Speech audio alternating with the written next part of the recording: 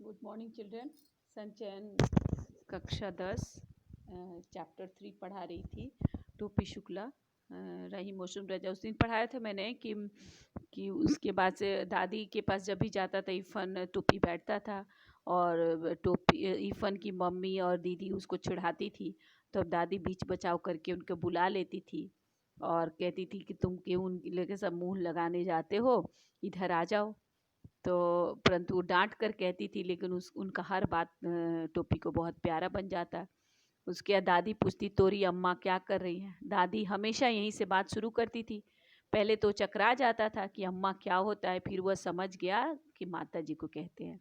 यह शब्द उसे अच्छा लगा। अम्मा इस शब्द को गुड़ की डली की तरह, माने जैसे टॉफ़ी को हम लोग चुपलाते रहते हैं, मुंह में लेके इधर से उधर करते रहते, उसी तरह अम्मा, अब्बा, अब्बू, बाजी वो सब का। फिर एक दिन क्या हुआ, गजब क्या हो गया, बहुत मुसीबत आ गया। डॉक्टर भृगु नारायण शुक्ला नीले तेल वाले के घर में 20वीं सदी प्रवेश कर चुकी थी। यानी खाना मेज कुर्सी पर होता था, लगती तो थालियां थी परंतु चौके पर नहीं। तो भृगु नारायण शुक्ला जो है नीले तेल वाले थे, जो कि टोपी के पिताजी थे।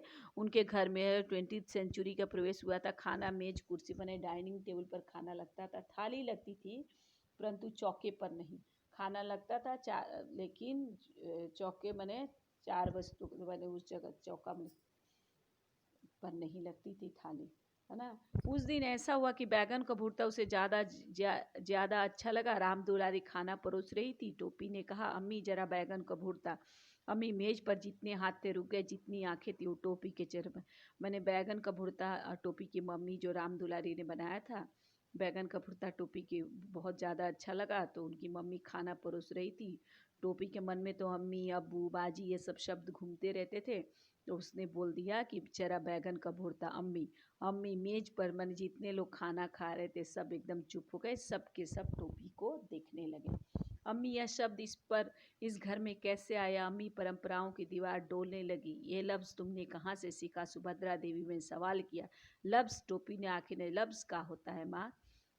अम्मी माने अम्मी शब्द तो अम्मी इस घर में यूज नहीं होता था, माँ शब्द का प्रयोग होता था। अम्मी तो मुसलमानों के घरों में यूज होता है। तो अम्मी जैसे ही कहा वैसे ही परंपरा, उनका ट्रेडिशन जो था, ट्रेडिशन जो है डगमगाने लगा। कहाँ है, तो उनकी दादी सुभद्रा देवी ने सवाल किया, ये शब्द कहाँ से सीखा। लफ्ज़ मतलब शब्द, लफ्ज़। टोपी ने आंखें नचाई। लफ्ज़ का होता है माँ। मर बोला कि लफ्ज़ किसको कहते हैं। ये अम्मी कहना तुमको किसने सिखाया है। दादी गर्जी, ई हम इफ़न से सीखा है, उसका पूरा नाम क्या है ई हम ना जानते। तो दादी गुस्सा होकर बोली कि अम्मी शब्द कहाँ से सीखा है। तो बोल दिया कि मैं अपना दोस्त इफ़न से सीखा है। फिर दादी पूछी कि इसका पूरा नाम क्या है, तो बोली हमको नहीं पता। तब उसकी माँ बोली, माँ की हिंदी मिक्स भोजपुरी बोलती थी, ते कौनो मियाँ के लइका से दोस्ती कर ली रे बायकारे। राम दुलारी की आत्मा गनगना गई।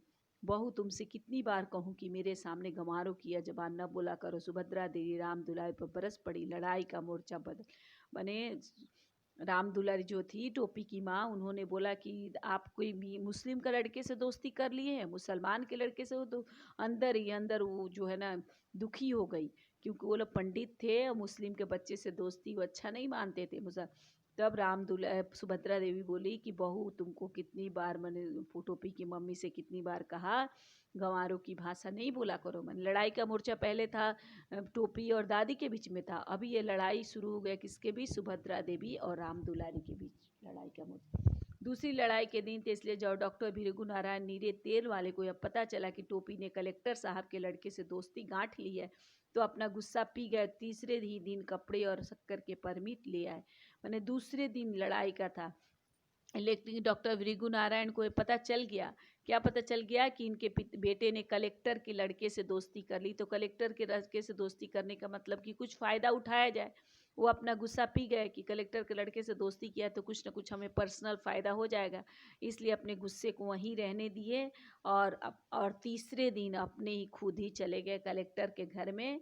और परमिट माने कपड़े और शक्कर का परमिट, माने सरकार द्वारा जो अनुमति दी जाती है वो लिखित रूप में, वो तो डीएम ही देता है, कलेक्टर ही देता है।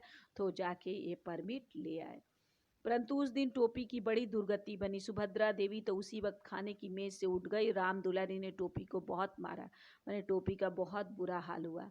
बहुत बुरी दशा बनी। सुभद्रा देवी तो गुस्सा होकर इसी समय खाने की मेज छोड़ के उठ गई और माँ ने ना टोपी की बहुत पिटाई की। तय फिर जैबे ओकरा घरे, हाँ अरे तोहरा हाँ में लुकारा आगे माटी मिलाऊं। राम दुलारी मारते मारते थक गई, परंतु टोपी ने नहीं कहा इफन के घर नहीं जाएगा। मुन्नी बाबू और भैरव उसकी कुटाई का तमाशा देखते रहे।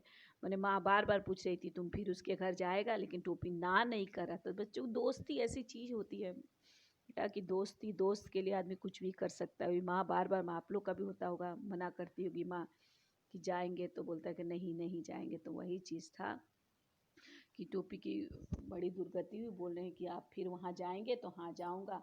तो बोले कि तोरा हाँ मैं लुकारा माटी मिलाऊँ, मैंने तुम जो बोल रहा है उसको मैं अभी बेकार कर देती हूँ, अभी मार मार के ठीक कर देती हूँ। राम दुलारी माँ मारते मारते थक गई, लेकिन टोपी ने एक बार भी नहीं बोला कि वो इरफान के घर नहीं जाएगा। मुन्नी बाबू और भैरव उसकी कुटाई का तमाशा, मुन्नी बाबू और भैरव उसका पिटाई जो हो रहा था उसको देख रहे थे। हम एक दिन एको रहीम कबाबची के दुकान पर कबाबो खाते थे। मुन्नी बाबू ने टुकड़ा लगाया, तो मुन्नी बाबू जो थे बड़े भाई थे और भैरव छोटा भाई था। मुन्नी बाबू को मौका मिल गया, सोचा कि झूठ मूठ का टोपी का शिकायत करे। तो एक दिन वो बोल रहा है कि रहीम कबाब बेचने वाला है, उसके दुकान पर हम जो है इसको मतलब टोपी को कबाब खाते हुए भी देखें। राम राम राम राम दुलारी घिना के 2 कदम पीछे हट गए। टोपी मुन्नी की तरफ देखने लगा, क्योंकि असलियत यह थी कि टोपी ने मुन्नी बाबू को कबाब खाते देख लिया था और मुन्नी बाबू ने उसे एक करनी रिश्वत दी थी।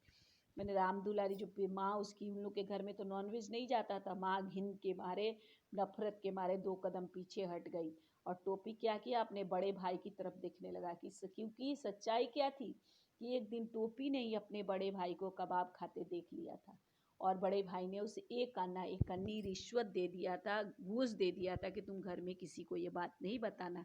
आज वही बात वो टोपी के सर पे फेंक रहा है, क्योंकि मौका देख के वो मौका का फ़ायदा उठा रहा है और बोल रहा है कि टोपी को उसने खाते हुए देखा था कबाब।